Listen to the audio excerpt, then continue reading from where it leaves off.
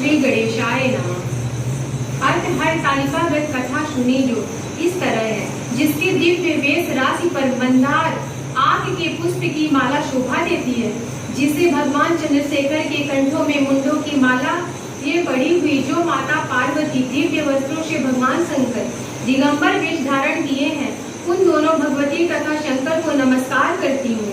कैलाश पर्वत के शिखर पर माता पार्वती ने महादेव से पूछा, हे महर्षि महेश्वर, अब हमसे आप गुप्त से गुप्त वार्ता कहिए, जो सबके लिए सब धर्मों से सरल हो अथवा महान फल देने वाली हो।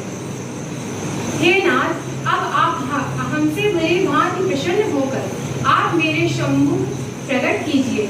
हे नाथ, आप यदि मन और अंत रहित है, आपकी माया का कोई पार नहीं है, अब हम आपको किस प्रकार से प्राप्त करें और कौन कौन से दान पुण्य फल से आप हमें वर रूप में मिले।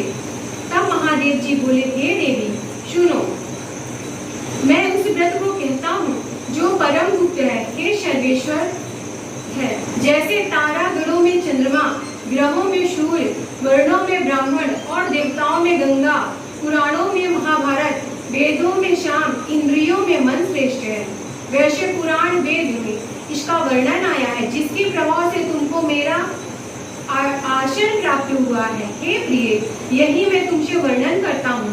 अब सुनो, भादव मास की शुक्ल पक्ष को हस्त नक्षत्र तृतीया तीज के दिन तो इस व्रत का अनुष्ठान करने से सब पापों का नाश हो जाता है।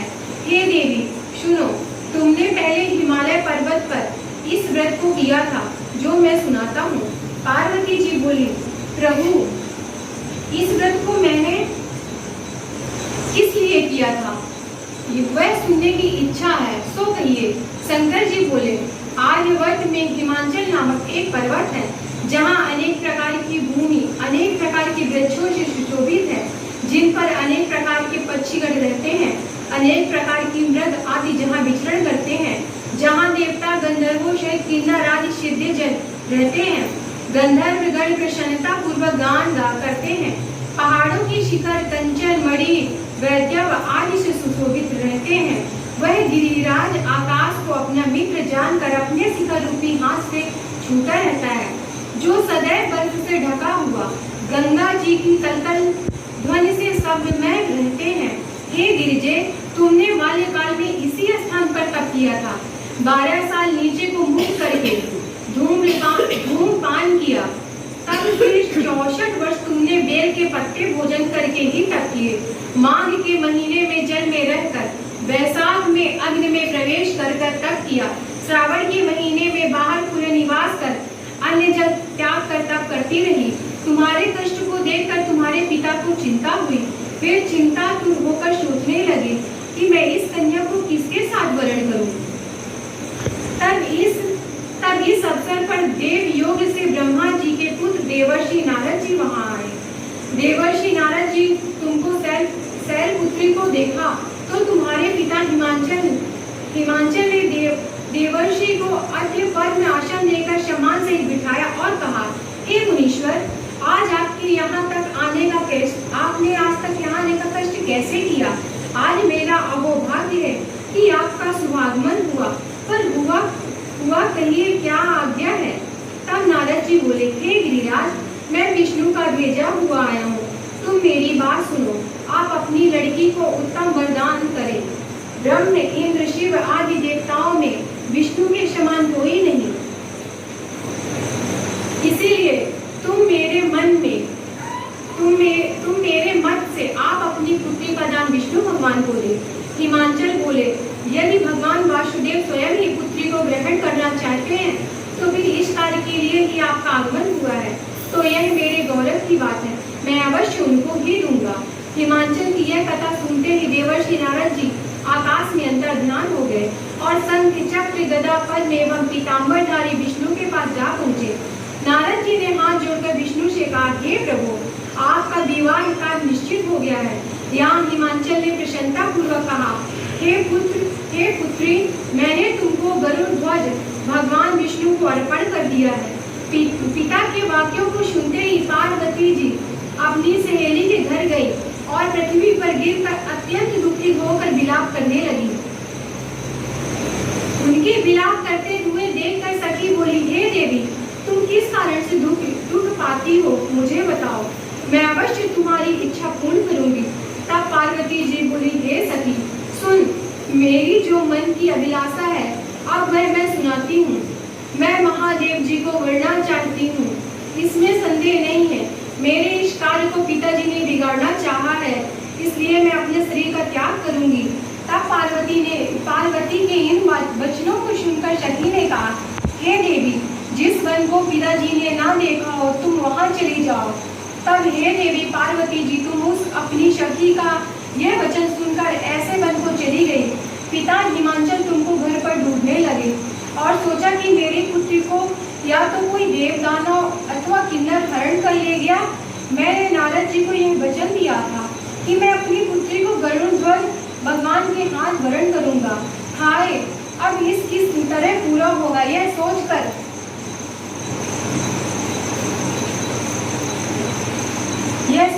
तुम्हारे पिता बहुत चिंतातुर होकर मूर्छित हो गए। तब सब लोग हाहाकार करते हुए दौड़ आए और मूर्छा नष्ट होने पर गिरिराज ने बोला, हमें अपनी मूर्छा का कारण बताओ। हिमांचल बोले, मेरे दुख का कारण यह है कि मेरी रत्न रूपी कन्या का कोई हरण ले गया है, या सर्प डस गया अथवा किसी सिंह का व्याध ने मार डाला। ना जाने वह कहाँ चली गई, या उसे किसी राक्षस ने मार डाला। इस प्रकार कहकर गिरिराज दुखित होकर इस तरह कांपने लगे जैसे तीव्र वायु चलने पर कोई वृक्ष कांपता है। तत्पश्चात हे पार्वती जी, तुमको गिरिराज सखियों सहित घने जंगल में ढूंढने निकले। सिंह, व्याध आदि हिंसक जंतुओं के कारण वन महाभयानक प्रतीत होता था। तुम भी सखी के साथ जंगल में घूमती हुई भयानक जंगल में एक नदी के तट पर एक गुफा में पहुंची। उस गुफा में तुम अपनी सखी के साथ प्रवेश कर गई, जहां तुम अन्य दान का त्याग करके बालू का लिंग बनाकर मेरी आराधना करती रही। उसी स्थान पर भाद्र मास की हस्त नक्षत्र युक्त तृतीया के दिन तुमने मेरे विधि विधान से पूजन किया। तब रात्रि को मेरा आसन डोलने लगा। मैं उस स्थान पर आ गया जहाँ तुम और तुम्हारी सखी दोनों थी। मैंने आकर तुमसे कहा, मैं तुमसे प्रसन्न हूँ, तुम मुझसे वरदान मांगो।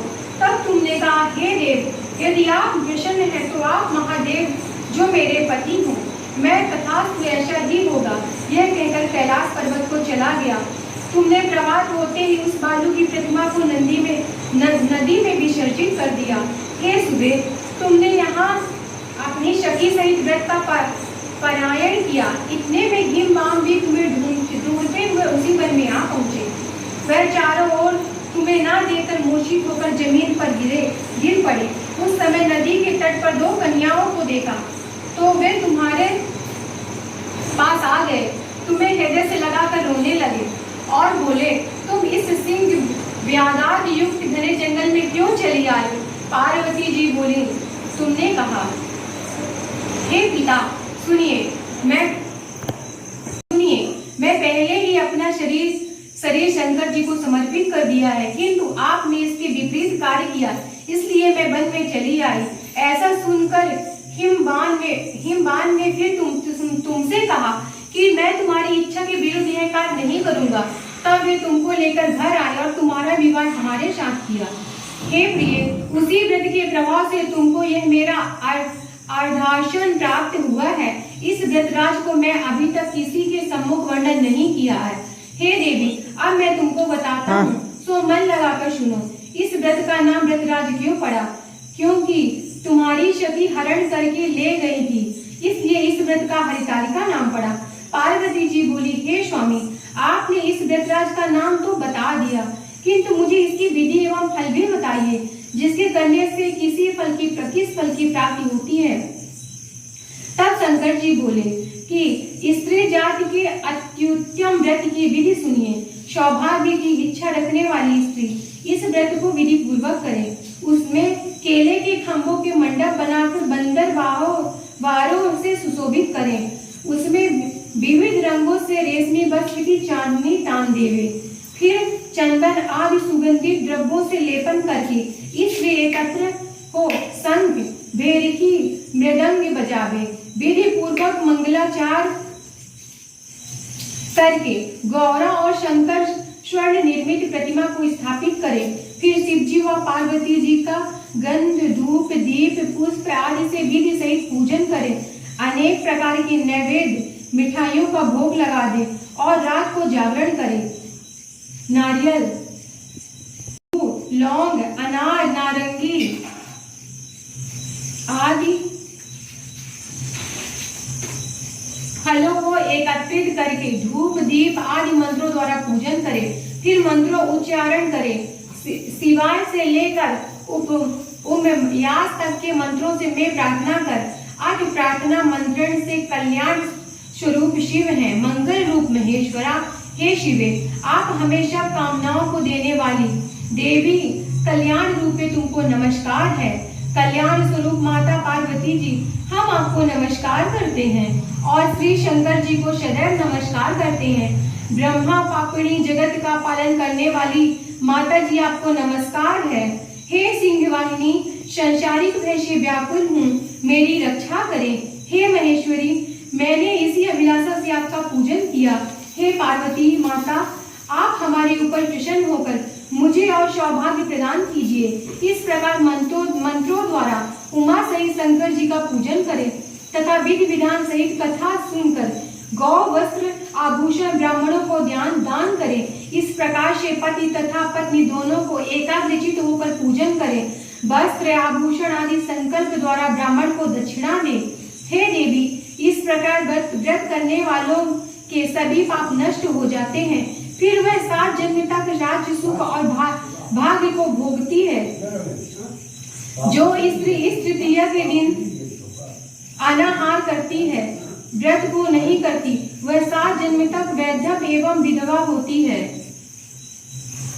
जो स्त्री इस व्रत को नहीं करती, वह धन और पुत्र के शोक से अधिक दुख को भोगती है तथा वह घोर नरक में रहकर कष्ट पाती है।